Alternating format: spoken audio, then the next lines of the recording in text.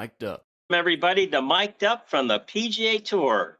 This week it's the Rocket Classic from the Detroit Golf Club, Detroit, Michigan. I'm John Rager, your Mic'd Up PGA broadcaster and your host of this episode called WildBill's Golf Weather Report, coming to you from our Mic'd Up studio in St. Augustine, Florida. Hey, not only will we hear about the weather forecasts, which always plays an integral part of the outcome, we'll also include some banter about some of the special things surrounding this event, including the championship trophy that tells a story about this golf tournament and the greater Detroit metropolitan area. Hey, now it's time for Wild Bill Stereau from the Backyard Golf Association in Gainesville, Florida, for his takeoff on this week's weather report from the Rocket Classic. Woohoo! Hello, everybody, and hello, Coach, and welcome to the Big D, the 313, some call it Motown, and probably the most famous of all, welcome to Motor City. As Wild Bill's Golf Weather Report follows the PGA Tour to Detroit Golf Club for the final edition of the Rocket Classic. Now, before we dive head into the meat and potatoes of golf and weather, I think our listeners here would like to hear a little bit about our host city, Detroit. Detroit earned its famous nickname, Motor City, because it became the global center for the automotive industry in the early 1900s. Especially with Henry Ford and the creation of the mass production line, Detroit became the home of the big three: Ford, General Motors, and Chrysler is what we called them back then. My father actually attended the General Motors Institute of Technology in Flint, Michigan, earning degrees in aeronautical and thermodynamic engineering, and then later employed by General Motors, primarily designing and improving diesel locomotive engines, like those big diesel trains you see on the tracks today. Now, Detroit, sticking with the automotive theme, also had the very first paved road in the United States. Woodward Avenue became the nation's first 1 mile long stretch. A paved road has the name Wood in it.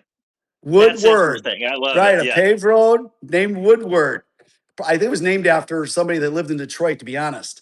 Mile-long stretch of concrete of highway in 1909, and you know where it went, John? It went from here to there for a mile, and then it came back from there to here for another mile, the first concrete road to nowhere, and back and forth until they built some more roads, of course. Well, yeah, that probably led to the first ever speeding ticket, I would imagine, but we don't go that deep in our research. Not that deep, but we do move on to the modern traffic light, which was also born in Detroit in 1920, when the police officer by the name of William Potts invented the first four-way, three-colored traffic light. Too bad he didn't invent that 11 years earlier, because they probably needed it for that 1 mile road. William Potts? Yeah, he invented the pothole. The Potts hole after him, did he? That's why I was wondering. I said, what if they invented the pothole? It was probably on that first road. Now, for all you Northerners, Detroit is also the birthplace of Kmart and the Blue Light Special. My parents used to drag my butt when I was little to Kmart, and we'd get all excited when we see that blue light start spinning around. It was like you were at a racetrack. That blue light would start spinning around, and they'd start that special blue light blowhorn, and it'd crackle as the announcement started firing off, something like at a horse race, something like, oh, on aisle 7, we're having a blue light special for blah, blah, blah, blah, blah, blah, blah, blah, blah. And we'd all go, what was that, Dad? They go, I don't know, let's go. You know, people would gather around like they were selling a pet rock or something. Remember those? Now, here's a fun food fact about Detroit. Detroit is the potato chip capital consumption of the nation, all right? Detroit takes their snacking very, very seriously, consuming a whopping average of 7 pounds of potato chips every year per person, far exceeding the national average. And that's not even including dip. That's a lot of potato chips, because a bag of potato chips, you get this giant bag and there's 4 ounces of potato chips in it, and it looks like it's 2 pounds. So 7 pounds of potato chips a year, that's a lot. That is a lot of potato chips. Now, we have a postal fact about Detroit. It is the home of the only floating post office in the United States, and it even has its own zip code, 48222. It's a 45-foot marine contract post office boat that operates on the Detroit River, delivering mail to passing cargo ships, and they actually use a rope and a bucket to transfer the mail back and forth between the two boats. I hope it's not the vomit bucket they're using, but that's how they do it. And I would imagine back in the day, a few mafiosos probably threw some people overboard in one of those postal bags. They might have, with some anchors on it, too. You never know what you find in the Detroit River. I think they're still looking for Hoffa around there, too, aren't they? Now, last but not least, Detroit is obviously famous for its Motown. Founded by Berry Gordy in Detroit in 1959, Records launched the careers of many legendary performers as its famous Hitsville, USA headquarters, including such well-known artists as Smokey Robinson, The Temptations, Diana Ross, Stevie Wonder, and Marvin Gaye, changing the music history course forever. Now, let's get to golf. Detroit Golf Club is a story of its own. Founded in 1899 as a small six-hole layout that later grew into the premier golf and landmark home to the PGA Tour's Rocket Classic. Originally founded in 1899 on a 45-acre farmland, Detroit Golf Club had an original membership cap of only 100 people. The club was actually closed on Sundays for church. In 1916, club members met with Donald Ross while wintering in Pinehurst, North Carolina, and hired him to build a grand 36-hole facility believed to be the first 36-hole layout ever designed. Detroit Golf Club is part of an exclusive, limited number of golf clubs on the North American continent to feature two distinct, complete 18 holes designed by Donald Ross. Now, after undergoing a recent major restoration, the course peeled back a century of changes to revive Ross's original strategic content, reshaping the greens, updating the bunkers, and improving the natural water management for this course.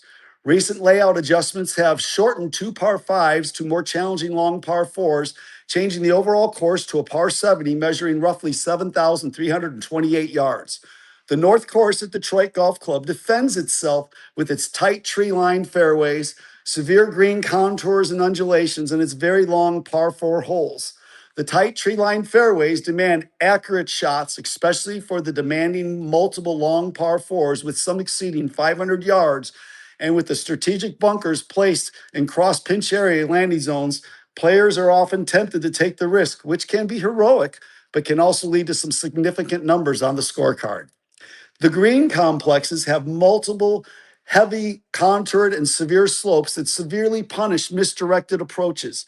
In addition, many of the greens are raised with false fronts that require precise distance control, and missing any one of these aspects leaves tough chipping situations over these tight collars around the greens. I'm just when I'm listening all this, it sends me back to the day where you used to have the helicopter flyover of the holes, and and somebody would be explaining what the hole was like and everything.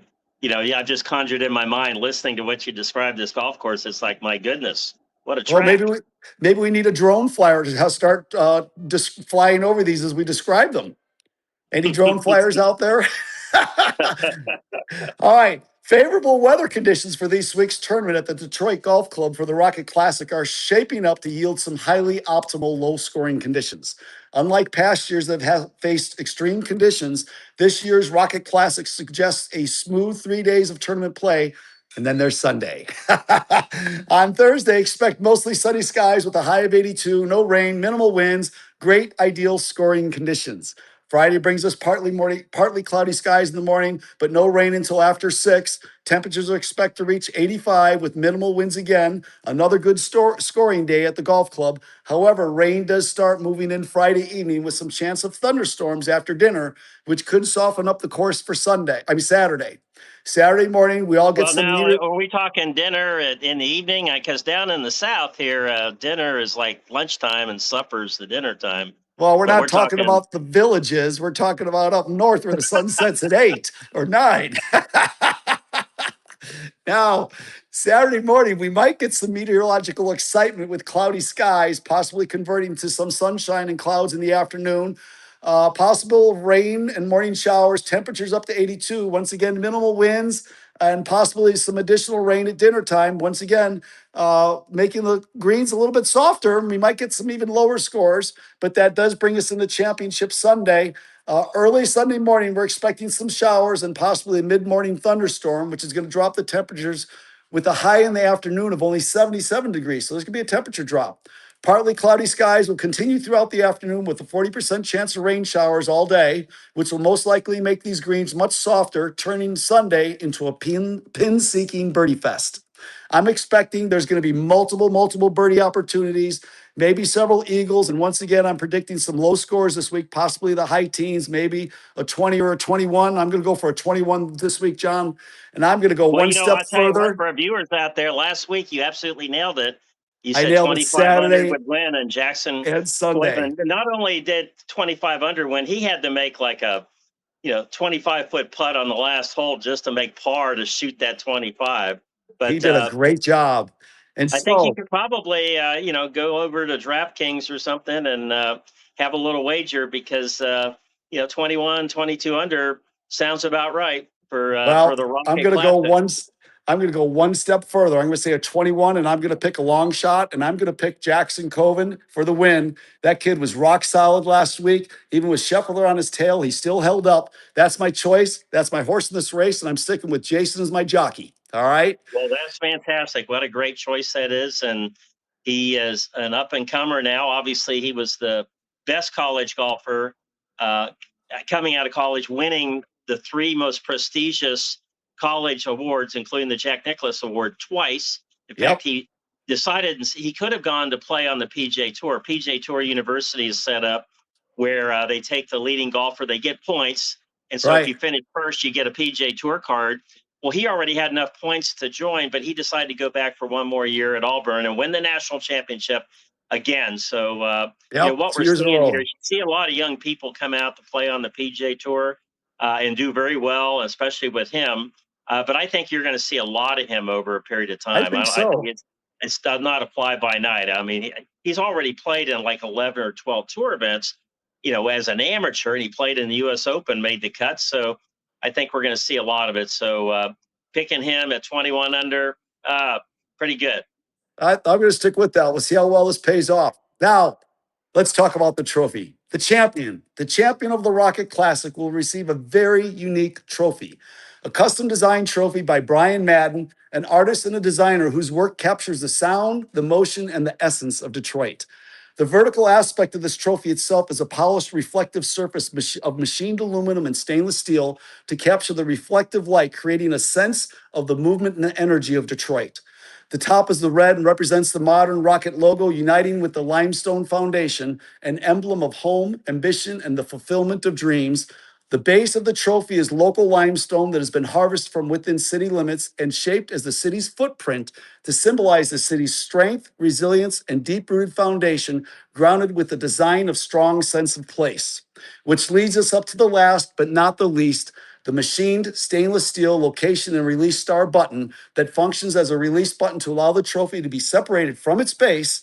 And the star on the release button signifies the location of the Detroit Golf Club relative to the Detroit City footprint. And as stated, the trophy can be part of a separate trophy itself from the base and actually stand on its own. What a magnificent trophy for Detroit for the final Rocket Classic this year, John. Well, Now, holy bowling trophy, Batman. I tell you what, that's a special trophy. well, you can take that thing out and almost use it as a club. Yeah. Now, with that being said, John, that is Wild Bill and Wild Bill's Golf Weather Report coming to you live remotely from Detroit, Michigan, and the Detroit Golf Club, and from the Backyard Golf Association in Gainesville, Florida. Wild Bill is signing out. I got to loosen up my belt buckle because we're going to get a Detroit flavored Rust Belt Food Fest. I'm going to have me some Detroit style Square Buddies pizza, followed down by some American Coney dogs at Coney Dog Island. And of course, I got to have some potato chips with that. I'm like 6 pounds behind. I hear they make a rainbow burnt chip as well. Now, for dessert, holy moly, we have the option of some Sanders Bumpy Cake, which is a rich devil's food cake topped with cylinders of buttercream and coated in a heavy fudge chocolate ganache. Ganache, okay? Ooh. Diabetes, here I come, okay? We also have the option of some pazikis. I grew up on pazikis. That's a deep fried, heavy Polish pastry filled with fruit jam and custard, and definitely much better tasty when it's fed during Fat Tuesday. And I'm going to chase it down with some Superman ice cream. And all that's going to go down with the Verner's ginger ale, or better yet, you can throw some vanilla ice cream in it to make it a Boston cooler, or get a Red Rock or a Rock and Rye soda from Fago. Either way, John, don't call me tomorrow morning because I'm going to be recovering from a glucose coma. Here we go. Woohoo! Back to you, John. Well, leave some room for some Alka-Seltzer. So with that, There you have it, everybody. You've been listening to Mic'd Up on the PGA Tour and the Rocket Classic featuring Wild Bill's Golf Weather Report. I'm your host, Mic'd Up PJ broadcaster John Rager. Be sure to visit us everywhere online and on social media at Wild Bill's Tour and at John Rager PGA. And please remember this, to always carry an umbrella in case it rains. See you Woohoo! next week.